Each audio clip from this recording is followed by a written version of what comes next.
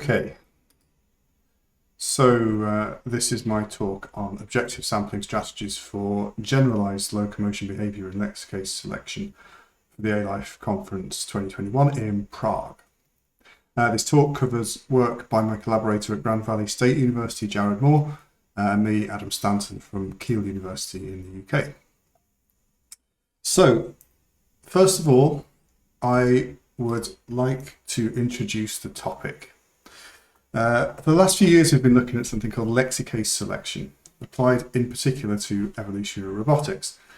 Now, I guess most people here will have an idea of what evolutionary robotics is these days. That is using bio-inspired algorithms, evolutionary algorithms, to find control systems or body plans for simulated robots or real-world robots. And this work is the fifth in a series of papers that aim to explore this topic. The problem domain that we've chosen has got quite a long history as well. It's a robust and well-explored simulated robotics platform that's also very simple. It's a quadruped robot in a simulated 3D rigid body physics world which has a simple neural controller. This controller has got a couple of spontaneous inputs that provide an oscillating signal and some feedback signals from the joint angles. The output of the controller is used to signal forces to act on the joints to make the robot body move around. So species of these controller are evolved and individuals are selected for reproduction according to the standard evolutionary process, on the basis that they're good at walking towards a target in their world and on the way to the target crossing over an obstacle that's in their environment. So we can see in the picture that we've got the robot in the background with its four legs and its two little ears that give it a signal about where the target is. We've got a wall which is quite high here, up past the robot's knees, and in the foreground of the picture we've got the target that's represented by the cube. So this present research program is focused on the dynamics of what we know as Lexicase selection in this particular task. So we're interested in getting these controllers better at this task by using this thing called Lexicase selection, and we're also interested in understanding how Lexicase selection works in evolutionary robotics using this task as the baseline task. So to introduce Lexicase then, in evolutionary algorithms we've got the idea of either single or multiple objectives that the algorithm is pursuing. In simple evolutionary algorithms we might have a single objective that we would like our population to be getting better at over time, whatever that is. It might be optimizing a range of inputs to a function whose domain is some single value. In the case of evolutionary robotics, the way it's done here, it's finding parameters for this simple neural network that solves this particular problem, and that success is measured by how close the robot is making it to the target. But this is just one objective, a single measure that says this is good, this is bad. This measure of performance is made across all of the individuals in a population each time we want to make a new child population, each time we want to create a new generation. And to make a new individual, a parent is selected from the population on the basis of this measure of how good they are and contributes its configuration to the specification of an offspring. And this process happens many times to produce a new generation, and many new generations are produced over evolutionary time to optimize the population from the starting point through to hopefully good individuals that are good at the task. So that's for single objectives. Multi-objective evolutionary algorithms actually have many different objectives that they try to get better at the same time. So they must somehow consider the performance on many different tasks and integrate this into an idea of who's good and who's bad in this population. So for our robot that I've just shown you, we might have a single objective that's to get over that wall to the target, and the wall is 20 centimeters in height. A multi-objective version might be that we want the robot to get over walls not just of 20 centimeters, but of 25 centimeters and 30 centimeters as well. We would then have to take it for a single individual, would have to integrate its performance at all these different objectives to get an idea of how good or how bad that particular individual is in these tasks.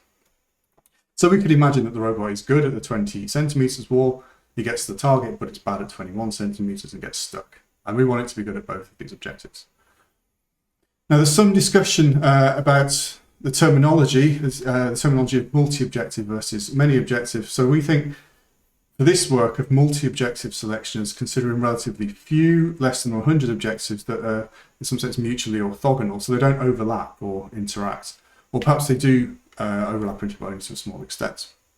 Maybe this is reminiscent of the idea of modal problems originally put forward by Spector. And then we consider many objective problems and many objective scenarios as having hundreds or perhaps thousands of different objectives, perhaps where some of these objectives are overlapping. So if you're good at one, then you're good at some others. But this really is just a question of clarifying the terminology that I'm going to use in this talk. Okay, so how then can we integrate these different objectives into a single view of how good any particular individual is? Well, you might think that simple averaging would work. That could be a good start. So we'll just take the average performance across all of the different objectives and make a single number for comparison. But actually, that doesn't really work very well. It tends to blur the differences between individuals, and we can't really see who's good or bad in that situation. So there have been other more advanced ways to do this, more advanced algorithms invented that do explicitly consider and integrate each objective into this view of who should be selected. One of them is NSGA. That's one of the most prominent at the moment. Another one is Lexicase selection, which should properly be considered a multi-objective stroke many objective selection mechanism as well. So I mentioned the Spector. Lexicase was invented by Spector in 2012. So Lee works on evolving computer programs and thoughts about all the different test cases that you might have for any particular program, hundreds of thousands of test cases that evolving program code might have to pass in order to work as a proper computer program. Let's say a calculator would have to pass all of the addition, subtraction, multiplication, division test cases. So this is the origin of the idea of many objective optimization, and also of considering modal problems and the orthogonality of the objective domains, the fact that they don't necessarily overlap. So if you're good at addition, you're not necessarily good at division. So this algorithm was invented as a way to address the issues of how to bring thousands of modal objectives into a single system, which could automatically select a parent that's good for reproduction and the furtherance of the evolutionary algorithm. And we've taken this idea from evolutionary programming. We took it in 2017 and applied it to evolutionary robotics. So the idea of many objective optimization is useful in evolutionary robotics too, particularly because we can look at large-scale behavioral tasks like wall crossing and parameterize them, i.e. have different heights of wall to create a large number of objectives, and hopefully then find controllers with the general capacity to traverse all of them. Okay, so in practice, the way we do it at least, we use what's known as random subsampling. It's now known as random subsampling. So before the new population is created, out of the many thousands of or hundreds of thousands of possible objectives that we might be judging our individuals, we choose a random subset of those objectives. And then as we're trying to create a new population, let's say 100 new individuals, we have to select the parents. So to do this, we randomly pick a small pool from the existing population. These are individuals that are competing for the privilege to be the parents to an individual in the next generation. So each of the members of this small pool are evaluated on each of the randomly chosen objectives from the subsample in turn.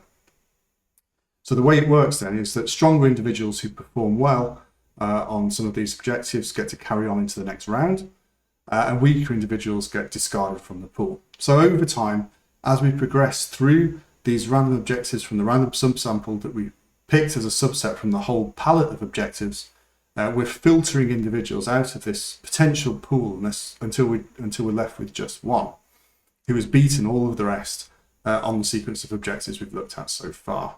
And that's essentially how Lexicase works, right? So when that one individual is left, that becomes the selected individual.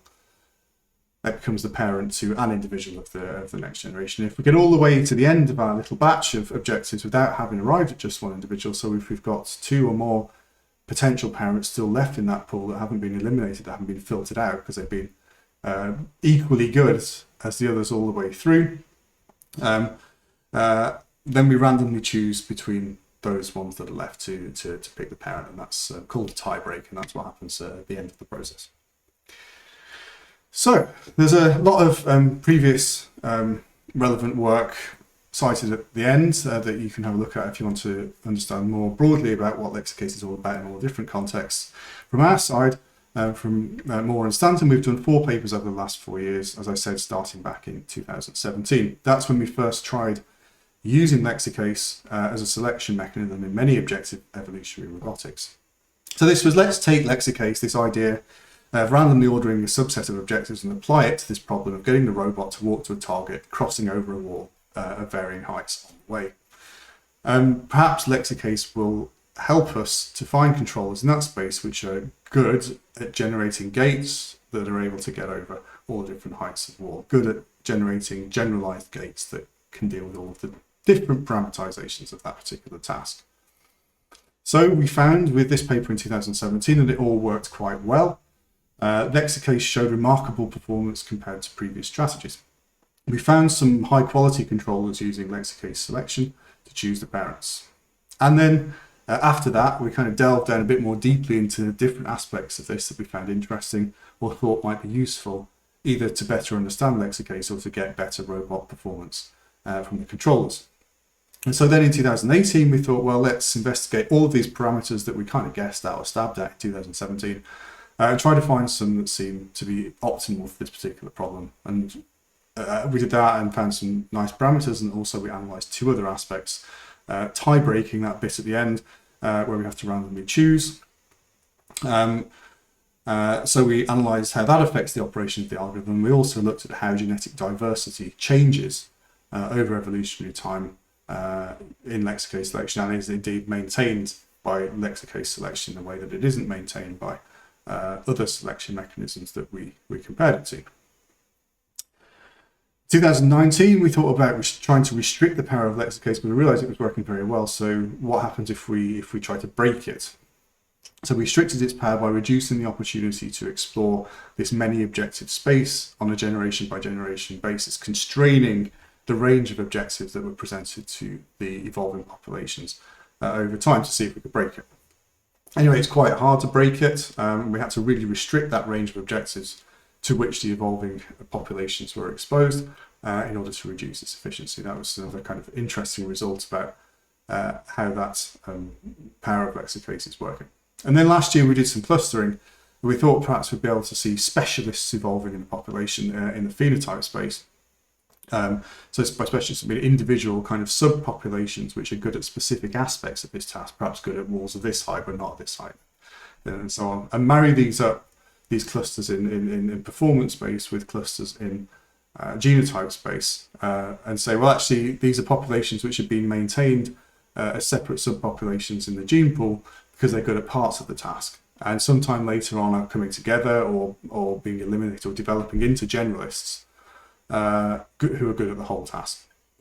Now we didn't see that, or at least our attempts to see that didn't work, but we did also in that work analyse some tie breaks as well and discover the kind of hallmark of a developing generalist population within that data. So this paper, this contribution, it's a further analysis of Lexicase selection in this domain, but it's moved on to, I suppose, a slightly bigger topic, combining these ideas of multi-objective and many objective problems that I mentioned earlier. So this time, instead of just one task, get from A to B across this wall in the middle, we've got 2 tasks, each of which are divided up into 100 subtasks within them, so 100 parameterizations of each of the 2 tasks. The task 1 is the wall task, which we've been discussing. It's to get to the wall, climb over the wall, and then get to the target.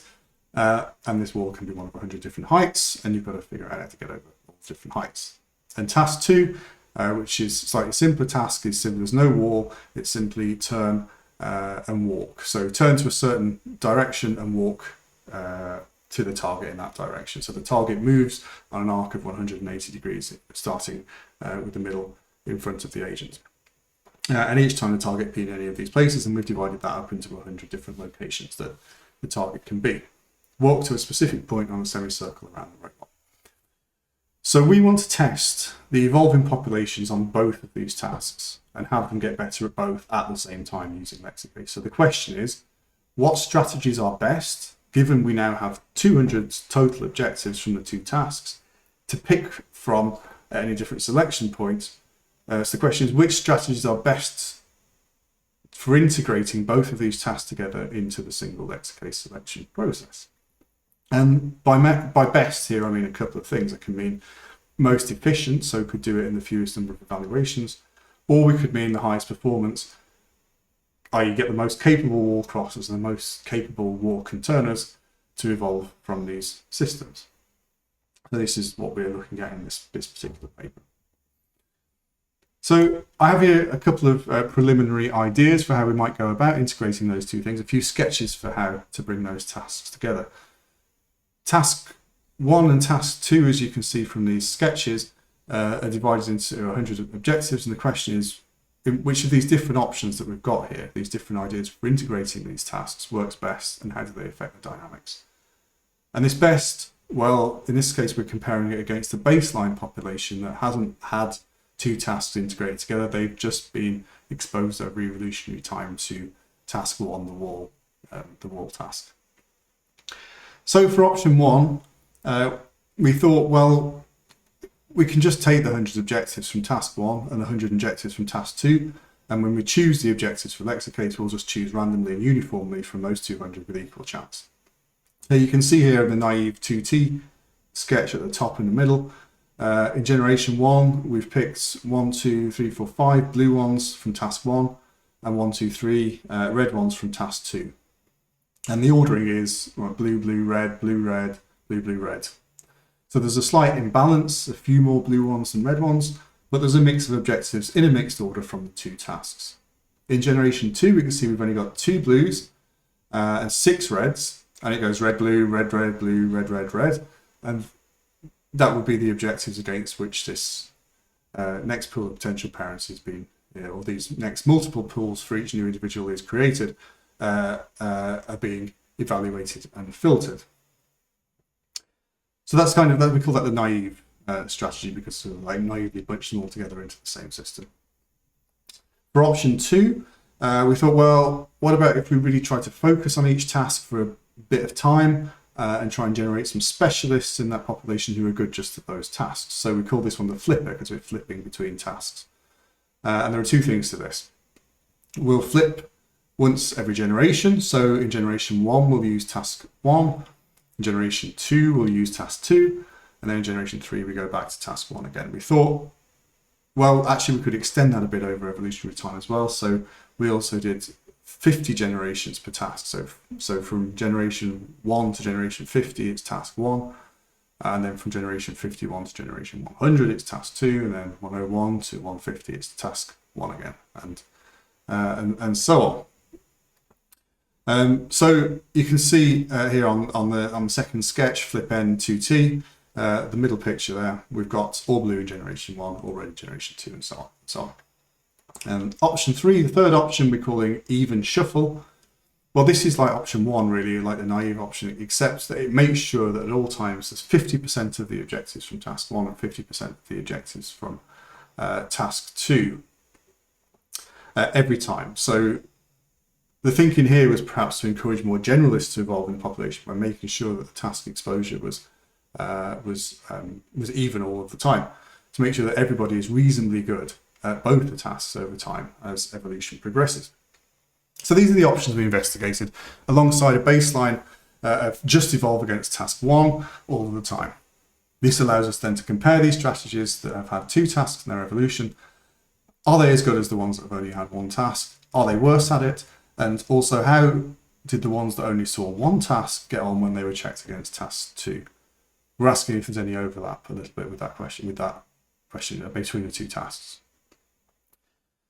So the first results are those for the naive integration of both the tasks. So against the baseline, 2 task populations are significantly weaker in task 1. So those that also had to get on with doing the turning task didn't perform as well at the wall crossing task as the baseline populations.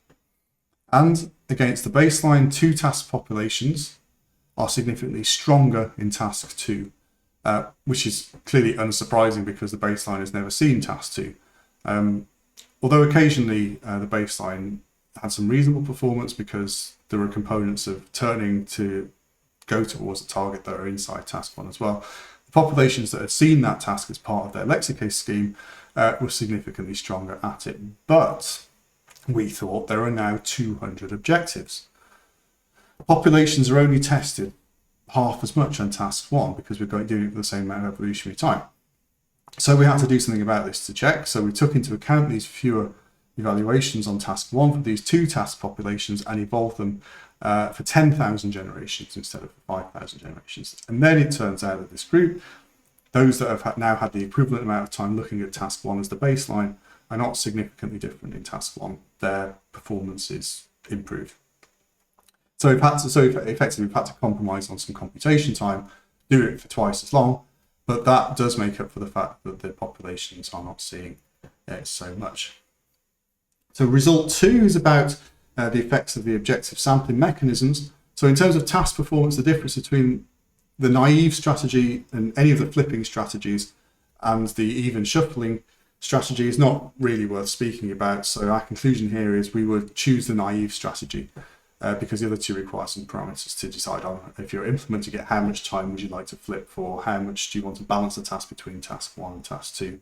Is it 50-50 or is there a different balance that would be good? What else do we know? Well, flipping tasks is between each generation is computationally costly. And I think this is perhaps the most interesting results because in the flipping world, time is wasted on objectives, on environments that do not effectively separate the population from an evolutionary perspective. So this is prevented more in the strategies that are well mixed, and there's a reason for this, we think. The reason is that subtasks have different filtering strengths. So if your subtask objective is too hard or it's too easy, it doesn't filter well. That pool of potential parents doesn't get any smaller when it's assessed against that objective because everybody does just as well or just as badly. Everybody does really well or really badly. So this leads to the pool going all the way through the chosen subsample of 10 or so objectives from that larger palette and ended up with one of these tie breaks and a random choice. And we can think really about this problem as reflecting a loss of gradient in the evolutionary system. So challenges that are well mixed with a number of objectives where some or many of the objectives have a higher filtering power, they're able to reduce more the size of this potential parent pool more quickly. They improve the problem because they can improve the filtering power of the easier objectives.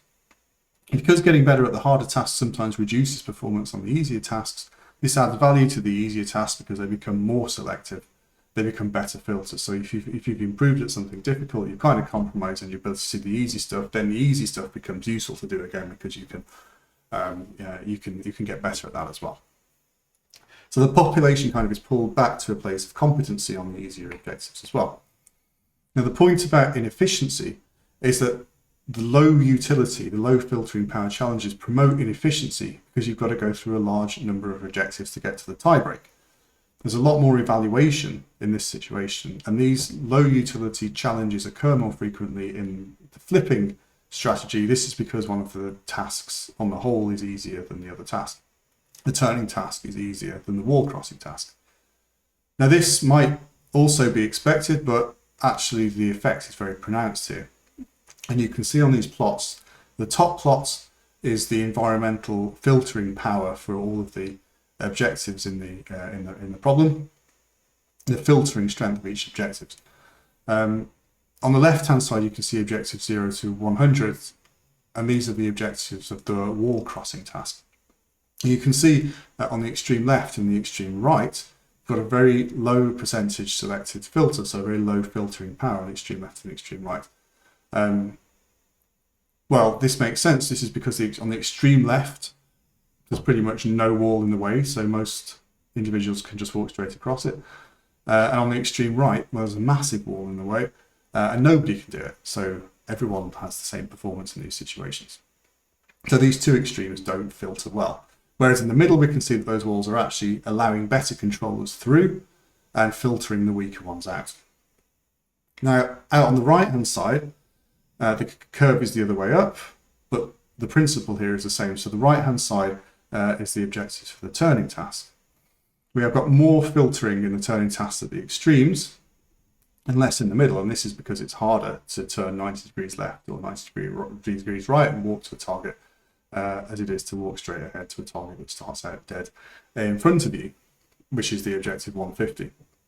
We can also see that the filtering strength of the turning task is on the whole lower than that of the wall crossing task.